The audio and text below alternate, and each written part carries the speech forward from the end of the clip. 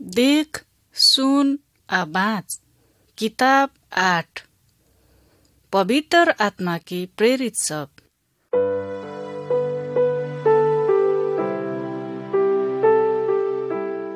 गोड़ लगै छी संगी सब। परमेश्वर के पवित्र आत्मा लोग सब के बीच में वास करे छै कहिके की अहाँ सब के थाहा छै? आबू ई बैजनी रंग के किताब 8 में भेल चित्र सबके गौर से ध्यान दे के देखो। जब ई आवाज के सुनबै तब ई किताब के पन्ना पलटाबू।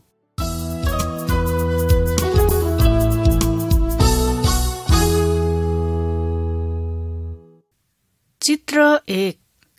यीशु स्वर्ग में उठायल गेलै। प्रेरित 1 अध्याय के 1 पद से 11 तक। 2000 बरिस पहिने यीशु एहि संसार में आयल छलै। ऊ वास्तव में परमेश्वर के स्वभाव कनंग छै से देखाइले अपना सबके बीच में आयल छलै। अपना सबके आत्मिक जीवन दै के लेल ऊ स्वर्ग से एलै। यीशु के बिना अपना सबके आत्मा मरल अवस्था में है छै। लोग सब परमेश्वर से दूर भेल छै। तब यीशु अपना सब कोई के परमेश्वर तरफ घुमा के आनैले एले। दुष्ट लोग सब यीशु के क्रूस में कांटी ठोक के लटका के मार देलकै। महज मरल 3 दिन के बाद ऊ फेन से जी के उठलै। यीशु के बहुतो चेला सब आ औरो लोग सब सेहो ओकरा जी के उठल देखलकै आ ओकरा सबके ऊ कहलकै, तोरा सब में पवित्र आत्मा एतौ त तू सब शक्ति पाबिही। तब तू सब पृथ्वी के कोना कोना में जाके लोग सब के हमर बारे में गवाही देबिही। चित्र में देखायल जखा यीशु सब कोई के आंख के अगा स्वर्ग में उठायल गेलै। एक दिन ऊ ओहिनंगे करके फेर घूम के एतै।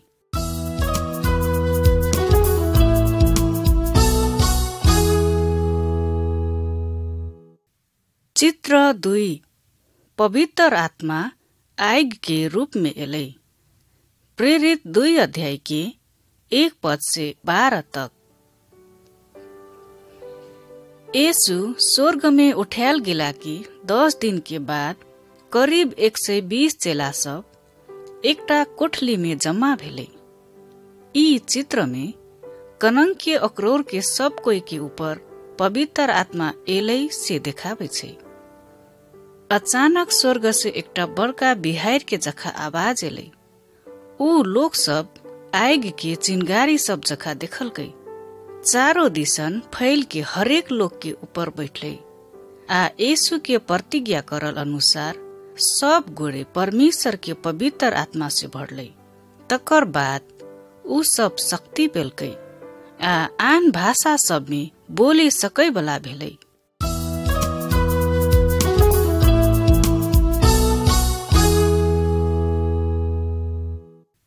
चित्र 3। पत्रुस प्रचार करलकै। प्रेरित 2 अध्याय के 14 पद से 41 तक। यीशु के चेला सब इस्राएल देश के यरूशलेम कहाय वाला ठाम में छलै। यरूशलेम में संसार के औरो बहुतो लोग सब रहै छलै।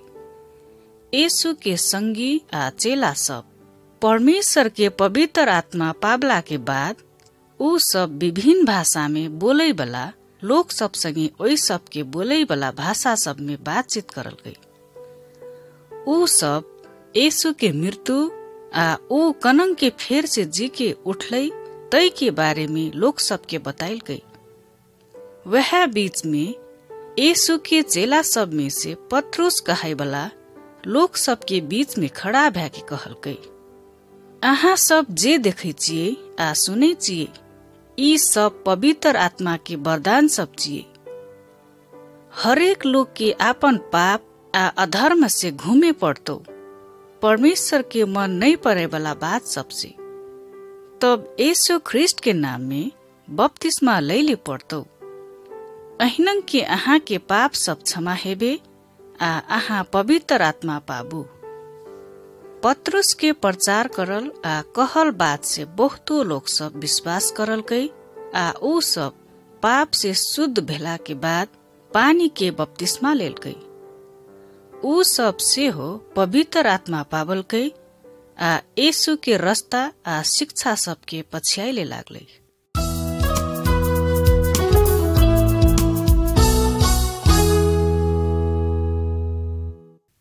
चित्र 4 विश्वासी परिवार। प्रेरित 2 अध्याय के 42 पद से 47 तक। परमेश्वर से पवित्र आत्मा पावला विश्वासी सब एकेटा परिवार जखा भ्याके एके ठाम में रहे छले। ओकरा सबके मंडली अथवा विश्वासी सबके झुंड कह के कहे छले। ऊ सब आपन संगे भेला सब चीज सब आवश्यक में पड़लाहा सब संगे बाइट चुट के चलाइ छले। दिन दिने ऊ सब परमेश्वर के आराधना करे छले आ संगे मिल के प्रार्थना में समय बितावे छले। चेला सब ओई सब के यीशु के बारे में सिखाए छले। एक समय में ऊ सब गोड़े संगे बैठ के रोटी तोड़ के खाए छले आ अंगूर के मध से पिए छले। यीशु आपन पछा लागै वाला सबके अनंकर कह के अरहेल कई। यदि अपनो सब यीशु के शिक्षा के अनुसरण करे छिए त अपनो सबके ओहिनंगे करैले पड़तो।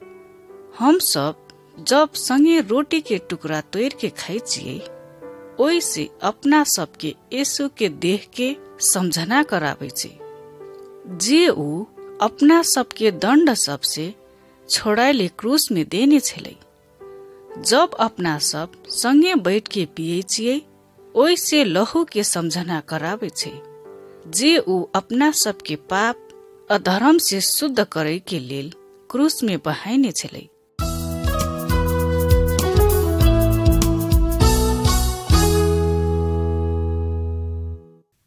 चित्र 5 नेंगर भिकमंगा लोग निक भेलै। प्रेरित 3 अध्याय के 1 पद से 16 तक। एक दिन पत्रुस आ यूहन्ना मंदिर में प्रार्थना करेले जाय छले। मंदिर के बाहर के देहरी में एक गोरा भिकमंगा बैठल छले। ऊ नेंगर भेला से चल फिर करेले नहीं सके छले। ऊ पत्रुस आ यूहन्ना के देखते मातर भीख मांगेले हाथ पसारल कई। महज पत्रुस ओकरा कहल कई, हमर संगे तोरा दैले त पैसा नहीं छै। महज हम तोरा हमर संगे जे छै वह देबो। यीशु ख्रिस्ट के नाम में खड़ा हो आ चल। पत्रुस ऊ लोग के हाथ पकड़ के उठैले सहायता करल कई। तब अचानक ओकर टांग आ घुट्ठी में ताकत एले आ ऊ चल फिर करे सकै वाला भेलै। ऊ पवित्र आत्मा की शक्ति से निक भेलै आ ऊ लोग यीशु ख्रिस्ट में विश्वास करे लागले। तब ऊ भिकमंगा उछरैत कूदैत आ परमेश्वर की स्तुति करैत मंदिर भीतर गेलै।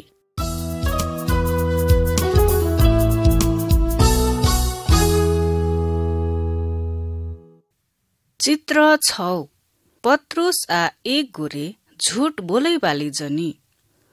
प्रेरित 5 अध्याय के 1 पद से 11 तक। हननिया आ ओकर घरवाली सफीरा आपन संगे भेला कुछ जमीन बेचल कई। तब ओते से एल सब पैसा ऊ सब परमेश्वर के मंडली सबके खर्च करेले दई के निर्णय करल कई। महज आपन करल निर्णय के उल्टा बेच के एल पैसा में से कुछ पैसा ऊ सब अपने लेल राखल कई। तब हननिया बाकी पैसा लाके पत्रुस लग आनल कई।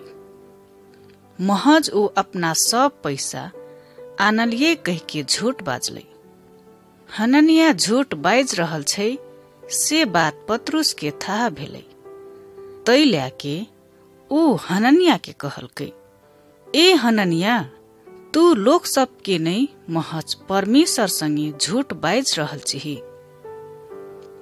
तब ई सुन के अचानक हननिया भुइयाँ में खसले आ ओते ओकर मृत्यु भेले। कुछ लोग सब ओकर लाहास के उठा के बाहर ला गेले आ गैर दिलकै।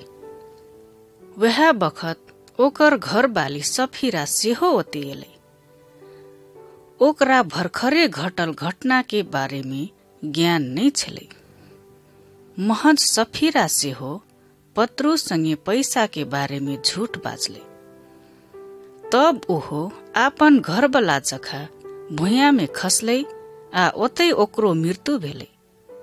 लोग सब ओकरो लाहास लजा के ओकर घरवाला के चिहान के लग में गाड़ दिलकै। अपनो सब आवश्यक में पड़लाहा सबके सहायता करेले पड़तो, महज कहियो ककरो संगे झूठ बाजेले नहीं हेतो।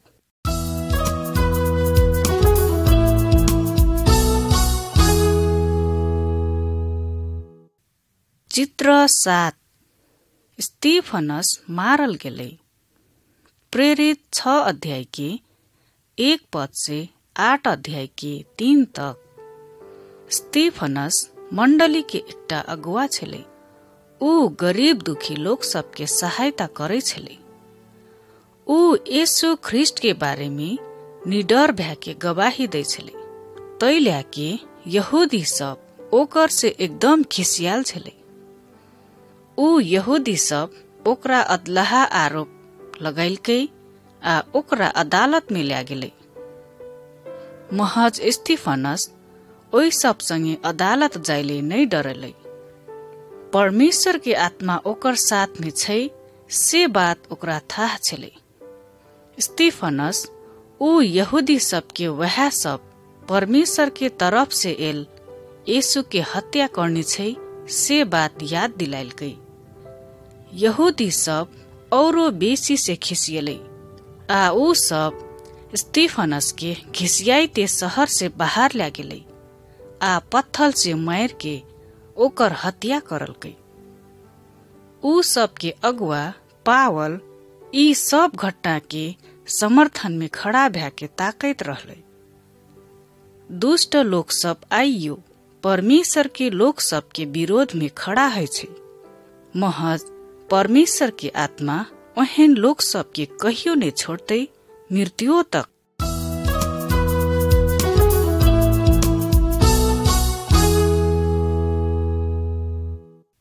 चित्र 8 इथियोपिया देश के लोग। प्रेरित 8 अध्याय के 4 पद से 8 तक, 26 पद से 40 तक। सामरिया में फिलिप यीशु ख्रिस्ट के बारे में प्रचार करे छले। बहुतो लोग सब विश्वास करलकै। तकर बाद परमेश्वर के आत्मा फिलिप के उजाड़ जगह में ल्या गेले। वह उजाड़ जगह के रास्ता है एक गोरे इथियोपिया देश के एकटा विशेष लोग आइब रहल छले। ऊ आपन रथ में बैठ के परमेश्वर के वचन पढ़ रहल छले। धर्मशास्त्र एक गोरे एहन लोग के बारे में कहने छले कि जे सब लोग सबके बचाइले दुख भोगलकै। महज ऊ अपना पढ़ल बात बुझैले नहीं सकने छले। ऊ धर्मशास्त्र पढ़ रहल बात फिलिप था पावलकै। फिलिप दौड़ैत ओकर लग गेले। ऊ ओई लोग के धर्मशास्त्र में परमेश्वर यीशु के पठाइने छै तै के बारे में कहने छै कह के बताइलकै। फिलिप से यीशु ख्रिस्ट के बारे में औरो बात सब था पावला के बाद ऊ इथियोपिया के लोग यीशु के पछा लागैले निर्णय करलकै। ऊ सब संगे संगे चल रहल बखत रास्ता में पानी भेल ठाम देखलकै। ऊ लोग फिलिप के कहलकै, देखू अते पानी छै, आब हमरा बपतिस्मा लैले कौन चीज रोके सकते। तब फिलिप ऊ लोग के पानी के बपतिस्मा दिलकै। ऊ लोग खुशी से गदगद हैत आपन देश दिसर बढ़ैत गेले। अहिनंगी परमेश्वर के सुसमाचार चारों दिसर फैलते गेले।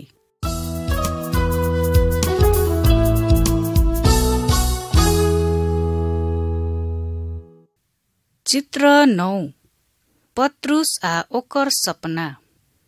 प्रेरित 9 अध्याय के 9 पद से 10 तक। प्रेरित 10 अध्याय के 9 पद से 16 तक। एक दिन पत्रुस प्रार्थना करेले आपन घर के छत में गेले। ओते ऊ परमेश्वर के पठायल दर्शन देखल गई। दर्शन में ऊ स्वर्ग उघरल आ ओती से 4 खुट बान्हल एकटा तन्ना जखा पृथ्वी दिसर उतरैत देखल गई। ऊ तन्ना में पृथ्वी में भेल सब प्रकार के 4 टेंगा जानवर सब, ससरै वाला जन्तु सब आ आकाश में उड़ै वाला चिड़ै चुरगुन सब छलै। पत्रुस के ओई बखत भूख लागल छलै। तब एकटा आवाज ओकरा कहलकै, ए पत्रुस उठ आ मार के खो। पत्रुस दर्शन में देखल सब पशु पंछी धर्मशास्त्र में भेल व्यवस्था अनुसार अशुद्ध छलै। तै ल्याके पत्रुस जवाब देलकै, नहीं प्रभु, कथीले त हम कहियो नहीं अपवित्र या अशुद्ध चीज सब खेने छिए।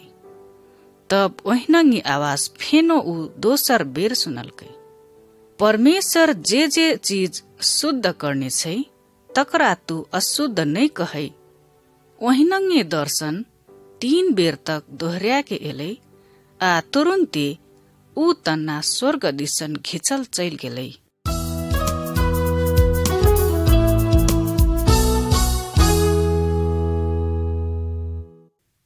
चित्र 10 पत्रुस आ रोमी सब।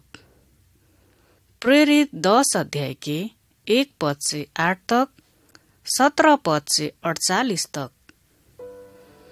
जब पत्रुस आपन प्रार्थना समाप्त करलकै तब 3टा लोग ओकरा ताकैत ताकैत एलै। ऊ सब दोसरे शहर से एल छलै। ऊ सबके कर्नेलियस कहाय वाला एक गोरे पठाइने छलै। कर्नेलियस एक रोमी अधिकारी छलै। ऊ परमेश्वर के आदर करेले चाहे छलै। ऊ परमेश्वर के स्वर्गदूत से पत्रुस के भेटिए कह के ईश्वरीय आदेश पावने छलै। यहूदी सब रोमी लोग सब के अशुद्ध ठाने छलै। महज परमेश्वर आपन दर्शन में पत्रुस के कोनो जाति अशुद्ध नहीं चिए कह के बताइने छलै। तै ल्याके पत्रुस ऊ 3टा लोग सब संगे कर्नेलियस के घर में गेलै।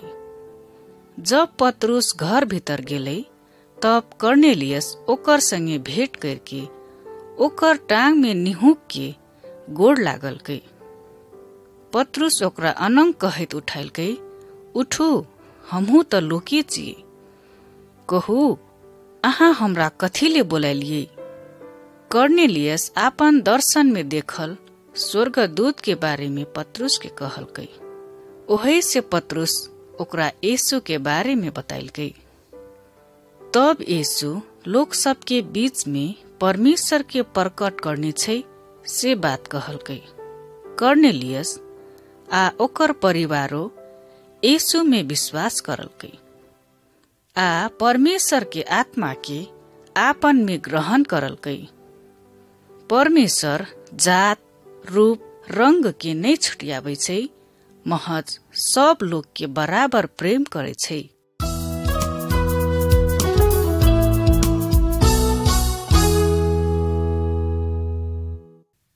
चित्र 11 पत्रुस जहल में पड़लै। प्रेरित 12 अध्याय के 1 पद से 11 तक। हेरोद राजा यरूशलेम में भेल विश्वासी सबके एकदम अत्याचार करे लागलै। ऊ यीशु के चेला याकूब के मारेले लगाइलकै आ पत्रुस के पकड़ के जहल में ढोक देलकै। एक रात पत्रुस सुइत रहल छलै। ओकरा लोहा के सिकड़ी से बान्हल छलै। अचानक जहल में इजोत भेलै। तब परमेश्वर के एकटा स्वर्गदूत ओकर लग देखा पड़लै। ऊ स्वर्गदूत पत्रुस के हिल्या के उठाइलकै आ कहलकै, देर नहीं कर, आ हमर संगे या।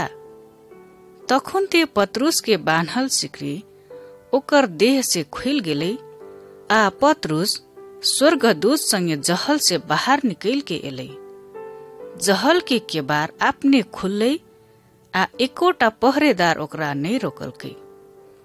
तब उ सब बाहर निकलला के बाद स्वर्गदूत ओतै बिलिया गेलै।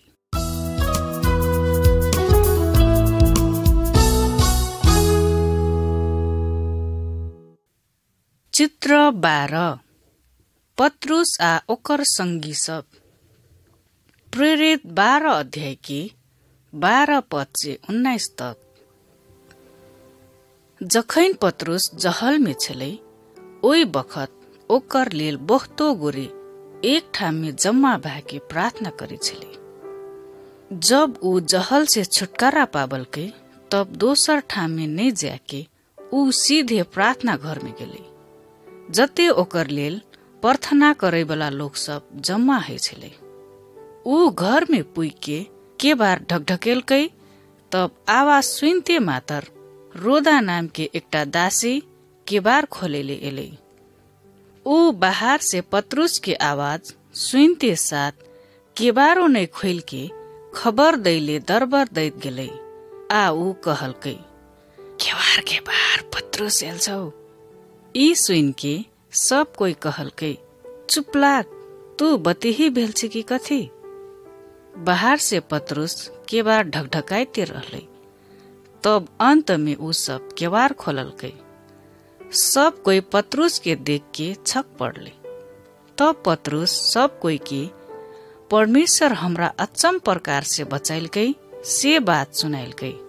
पतरुस साँचो के आपन मंडली के चढ़ेला प्रार्थना सुनै छै।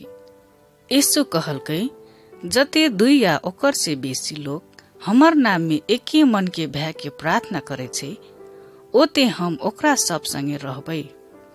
जनम उ आत्मा में पहिने के विश्वासी सबके बीच में रहे छलै, तहिनंगे उ अखुन तो ओकर पछा लागै वाला लोग सबके साथ में छै।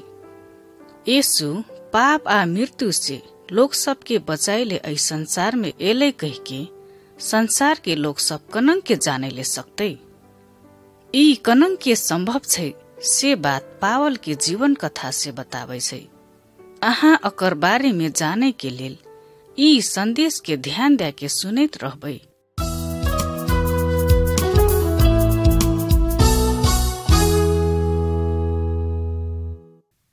चित्र 13 स्वर्ग से एल आवाज आ प्रकाश। प्रेरित 9 अध्याय के 1 पद से 9 तक। पावल एक यहूदी अगुआ छलै। उ यीशु के चेला आ यीशु में विश्वास करे वाला सबके एकदमै विरोधी छलै। उ ओइ सबके सताबै छलै। यीशु के चेला स्टीफनस के पत्थर फेंक के मारै छलै त उ एकदम खुशी साथ ताइक रहल छलै। औरो विश्वासी सबके सेहो उ मारै के धमकी देने छलै। एक दिन उ दमस्कस शहर के यात्रा में निकललै।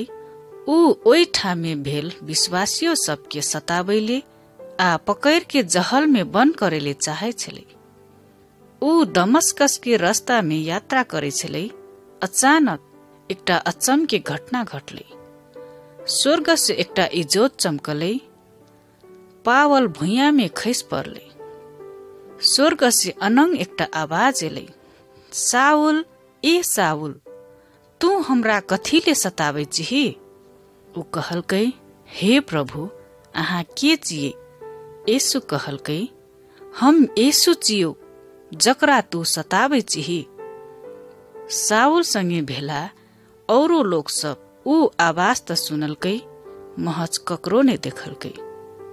तब साउल भुइया से उठलै, महज उ किछो देखैले नहीं सकलकै। ओकरा औरो लोग सब पकड़ के दमस्कस तक लिया गेलै।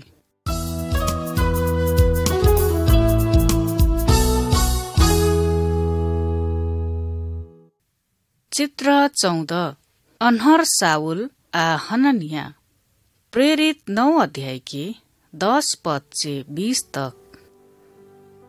साउल 3 दिन तक किछो देखैले नै सकलकै। 3 दिन तक ऊ न त किछो खेलकै न त किछो पियलकै। तब परमेश्वर के एकटा लोक के साउल भेल ठाम में पठाइलकै। ऊ यीशु के विश्वास करे छले। ओकर नाम हननिया छले।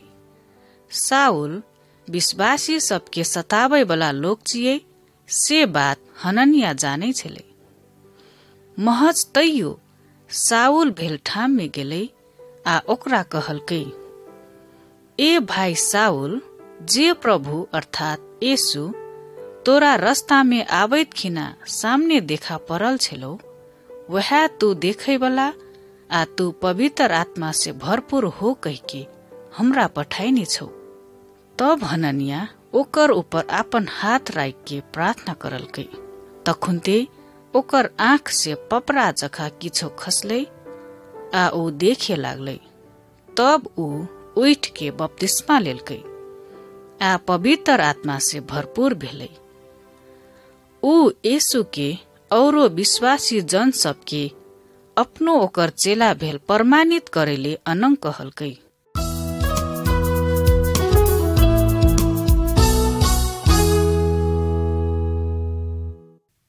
चित्र 15। पावल आ बर्नबास के लेल मंडली प्रार्थना करलकै। प्रेरित 13 अध्याय के 1 पद से 3 तक। पावल आ ओकर संगी बर्नबास एंटिओखिया में भेल विश्वासी सबके सिखाइले ओते गेले। एक दिन मंडली की अगुवा सब उपास सहित प्रार्थना कर रहल छले। तब पवित्र आत्मा ओकरा सब संगे बोलले, हमर लेल बर्नबास आ साउल के ऊ काम के लेल अलग कर, जै काम के लेल हम ओकरा सबके बोलाइने छिए। ऊ सब लोग सब के बीच में जाके प्रचार करल परमेश्वर चाहे छले, जे सब कहियो नहीं यीशु ख्रिस्ट के बारे में सुनने छे। तब ऊ सब उपास आ प्रार्थना करके ओई सब ऊपर आपन आपन हाथ राख के प्रार्थना करके ओकरा सबके विदा करलकै। परमेश्वर के मंडलियों सब अहिनंग लोग सबके बहुतो ठाम सब में पठावेले पड़ते।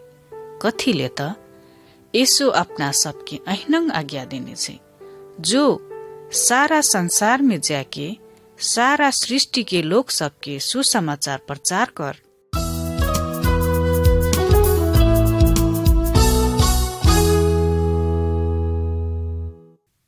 चित्र 16। पावल यीशु के प्रचार करलकै। प्रेरित 13 अध्याय के 4 पद से 52 तक। पावल आ बर्नबास प्रचार करैत बहुतो ठाम में गेले। ऊ सब मंदिर के धर्मगुरु सब आ यहूदी सब संगे अनंग कहित बहस करे लागले। हे इस्राएल की लोग सब आ परमेश्वर के डर माने वाला सब, सुनु, ई इस्राएल के जाति के परमेश्वर अपना सबके पिता पुरखा सबके चीन के ऊ सब मिस्र देश में परदेशी भ्याके रहे बखत ओकरा सबके ऊंच पायर के राखल गई आ ओकरा शक्तिशाली बाहि के बल से ओकरा सबके ओते से छुट्या के आनल गई। ऊ ओकरा सबके महान अगुवा सब दिल गई, जे ओकरा सबके करल पाप के दंड से छुटकारा दैले एक गोरे एतौ कह के बताइल गई, जे प्रभु यीशु ख्रिस्ट जी। अगमवक्ता सबके कहल बात सब नहीं बुझला से यहूदी सब यीशु ख्रिस्ट एलै त ओकरा नहीं चिन्हल गई। यीशु ख्रिस्ट कोनो गलती नहीं करने छलै, तैयो ऊ सब ओकरा मार देलकै। महज तैयो परमेश्वर यीशु के मरल से जी के उठाइलकै। तब ऊ फिर कहियो नहीं मरते। आब ओकर में विश्वास करे वाला सब के ऊ फिर से परमेश्वर संगे के नजीक के संबंध में आनते। ई सत्यता के विश्वास नहीं करे वाला आ अकरा मजाक उड़ाए वाला सबके नाश हेते। बहुतो यहूदी सब आ गैर यहूदी सब पावल के प्रचार करल बात में विश्वास करल के, जकर परिणाम में ओते मंडली सबके स्थापना भेले। महज ओई में से कतेक गोरे पावल के कहल बात में विश्वास नहीं करल गई। अब ऊ विश्वासी सबके अत्याचार करके दुख दई के सट्टा यीशु ख्रिस्ट के बारे में दोसर के सुनाबे लागले।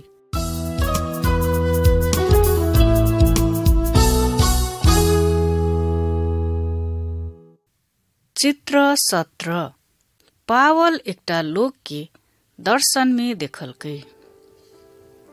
कुछ बरिस के बाद पावल फिर बहुतो ठाम में भेल मंडली सब में प्रचार करैले गेलै। पावल आ ओकर संगी सब बिथिनिया कहाय वाला देश में जाके प्रचार करे के विचार करलकै। महज पवित्र आत्मा ओकरा सबके अनंग करैले अगुवाई नहीं देलकै। आप कथे जेबै आ प्रचार करे के बारे में ओकरा सबके किछो था नहीं छले। एक रात पावल एकटा दर्शन देखलकै। दर्शन में ऊ माकेडोनिया के एकटा लोक के देखलकै। माकेडोनिया में आइब के हमरा सबके मदद करू कह के ओते का एकटा लोक ओकरा विनती कर रहल। पावल के राती दर्शन एलै। ओई बखत ओकरा परमेश्वर माकेडोनिया दिसन जाइले अगुवाई कर रहल छै कह के पावल के थाह भेलै। यीशु के पछा लागै वाला सब लोग के परमेश्वर अगुवाई करैले चाहे छै। कहियो काल परमेश्वर सपना या दर्शन के मार्फत से अपना सबके अगुवाई करे छै। महज परमेश्वर आपन किताब बाइबल में भेल वचन से अपना सबके अगुवाई करे छै।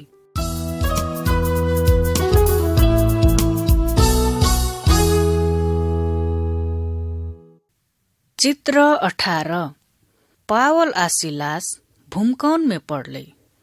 प्रेरित 16 अध्याय के 16 पद से 35 तक। पावल अपन संगी सिलास संगे समुन्दर पार भ्याके माकेडोनिया के देश दिसन गेले। ओते ऊ सब लोग सबके यीशु ख्रिस्ट के बारे में बताइल गई। कोई कोई विश्वास करल गई, महज औरो सब एकदम खिसियले। ऊ सब पावल आ सिलास के मारपीट करके जहल में ढोक दिलकै। ऊ रात पावल आ सिलास जहल में भजन गाबैत प्रार्थना करे लागले। अचानक ओते बड़का भूकंप एलै। जहल के केवार सब आपने खुलले आ कैदी सबके सिकरी खुल गेलै। जहल के हाकिम के आप सब कैदी सब जहल से भाग गेल हेतै लागले। ऊ इतना डरले कि ऊ अपने के हत्या करे के विचार करलकै। महज पावल जोर से अनंग कहलकै, आहा अपने के किछो नुकसानी नहीं करू, कथीले त हमरोर के सब गोरे अतै चियो। तब इजोत बाहर के ऊ दौड़ते भीतर एलै। डर से थरथर कापैत पावल आ सिलास के अगा ठेंगुनिया दे के बैठले आ कहलकै, हे यौ मालिक सब, हमरा उद्धार पाबैले कथी करे पड़तै। पावल ओकरा कहलकै, प्रभु यीशु ख्रिस्ट में विश्वास करू, तब आहा उद्धार पाबैले सकबै, आहा आ आहा के परिवार। तकर बाद एकदम खुशी साथ ऊ हाकिम आ ओकर परिवार के लोग सब यीशु ख्रिस्ट में विश्वास करलकै आ बपतिस्मा लेलकै।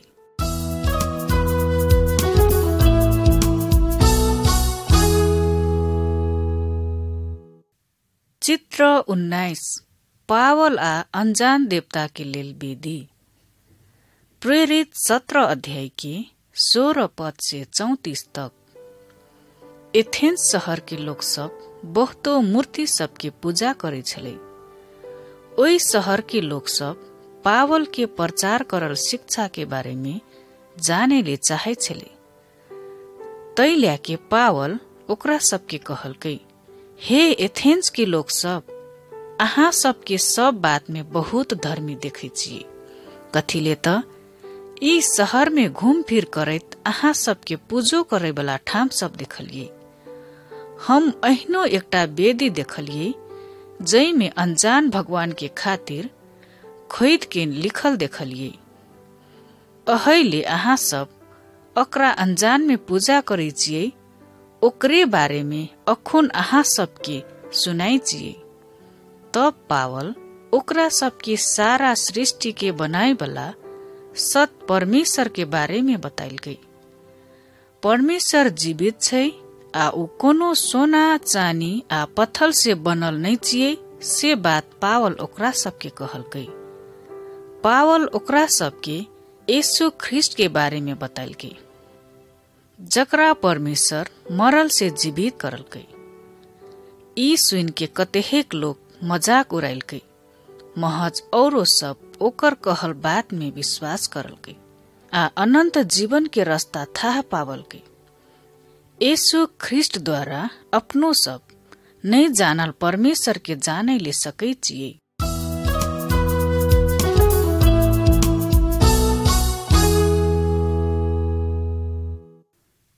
चित्र 20 पावल के अदालत में लजाइल गई। प्रेरित 18 अध्याय के 1 पद से 17 तक। पावल कोरिन्थ शहर तक पुगले। कोरिन्थ के लोग सब एकदमै दुष्ट छले। एक रात प्रभु पावल के दर्शन दैत कहलकै, नहीं डरा, महज बोलैत जो आ चुपचाप नहीं रह। कथिले त हम तोहर साथ में जियो आ कोई नहीं तोरा नुकसानी करे सकतो। तैला के पावल कोरिन्थ में रहले आ ओतेका बहुतो लोग सब ओकर कहल बात में विश्वास करलकै। एक दिन यहूदी सब पावल के पकड़लकै आ जहल में ढोक देलकै। ऊ सब ओकरा झूठा शिक्षा प्रचार करल आरोप लगाइलकै। महज तैयो ओथिका अदालत ऊ सब के बात नहीं सुनलकै। ओकरा सबके अदालत से भगा देलकै। तब ऊ सब सभा घर के शासक के पकड़ के अदालत के अगा मारपीट करलकै। महज पावल ओते से बच के गेलै। परमेश्वर कहिनों डर लागै वाला परिस्थिति के बीच में अपना सबके बोले के लेल साहस दै छै।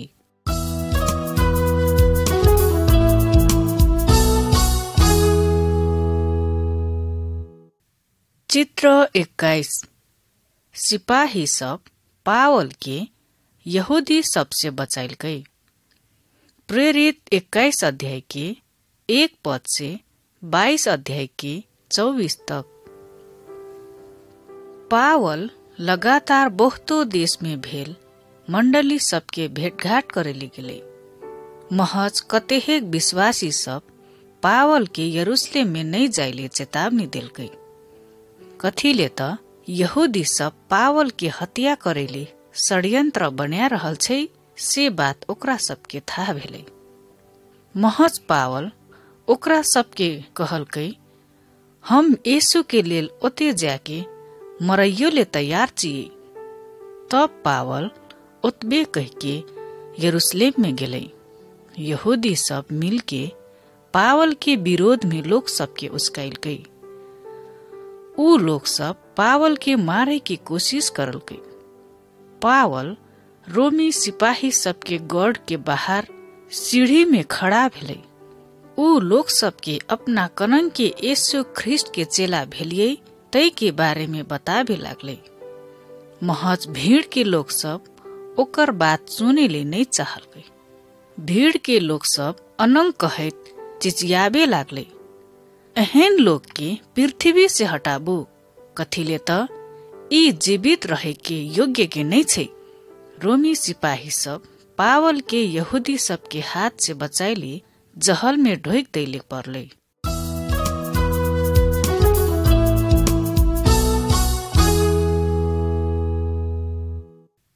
चित्र 22 पावल राजा सब के सामने प्रचार करलकै। प्रेरित 25 अध्याय आ 26 अध्याय। पावल जहल में जम्मा 2 बरिस रहले। तैयो ओतिका यहूदी सब पावल के मारेले चाहे छले। महज प्रभु यीशु पावल लग दिखा पड़ले आ कहलकै, नहीं डरा, तू रोम में हमर बारे में गवाही देबही। पावल के राजा अग्रिपास के अगा आनलकै। ऊ यहूदी सबके राजा छले। महज पावल एको रति नै डरलै। पावल राजा अग्रिपास आ रानी की अगा निडर भ्याके खड़ा है। यीशु ख्रिस्ट ओकरा कनंग के आपन बारे में संसार में भेल हरेक लोग सबके सुसमाचार सुनावैले चुनलकै से बात बताइलकै। राजा अग्रिपास स्वयं सच्चे पावल के कहल बात में विश्वास करलकै।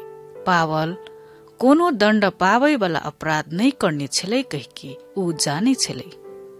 महज पावल के छोड़ दै के अधिकार ओकर संगे नहीं छलै।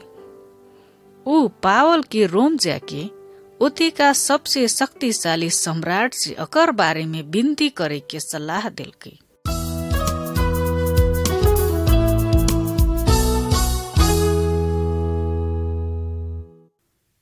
चित्र 23 जहाज डूबल।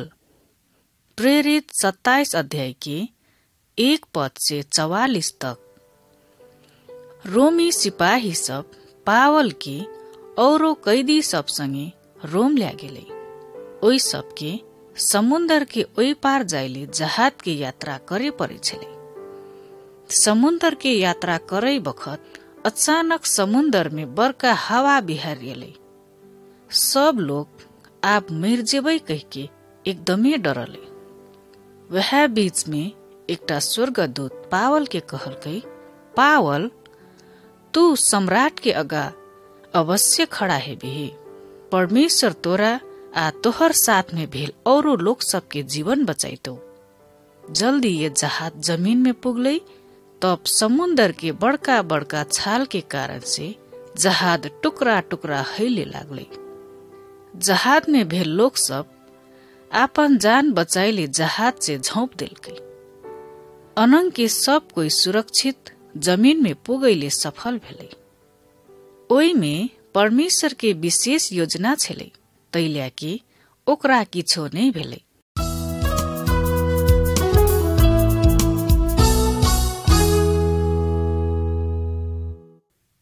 चित्र 24 पावल रोम के जहल में। प्रेरित 28 अध्याय के 16 पद से 31 तक।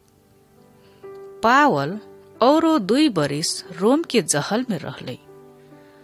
लोग सब ओकरा भेटैले आबै छलै आ पावल ओकरा सबके यीशु ख्रिस्ट के बारे में बताबै छलै। ऊ संसार के जते तते छिरिया के रहल मंडली सबके जहले से चिट्ठी लिखै छलै। ओकर लिखल चिट्ठी सब आइ हम सब बाइबल में पढ़ैले पाबै छियै। ऊ चिट्ठी आइ अपना सबके लेल छियै। पावल परमेश्वर के वचन प्रचार करे बखत बहुत दुख उठाइलकै। ऊ लोग सबसे पिटाई खेलकै, पत्थर से मारल गेलै, भूखे पियासे रहलै। तब बहुतो अवस्था में घरो दुआर बिना के रहलै। अंत में रोम में ओकरा हत्या करलकै। तब परमेश्वर ओकरा स्वर्ग में बहुत बड़का इनाम दिलकै। कथीले त पावल के कहल शब्द सब सत्य छै। कथीले त हम जाने छिए कि नहीं त मृत्यु से, नहीं त जीवन से, नहीं त सृष्टि में भेल कोनो बात सबसे, यीशु ख्रिस्ट में भेल परमेश्वर के प्रेम से अपना सबके अलग करे सकते। तैल्या के अपनो सब पवित्र आत्मा की शक्ति से ई संदेश के चारों दिशन फैलाब। तब पूरा संसार के लोग सब जानते कि परमेश्वर में यीशु ख्रिस्ट अपना सबके अनंत जीवन दै ले सकते।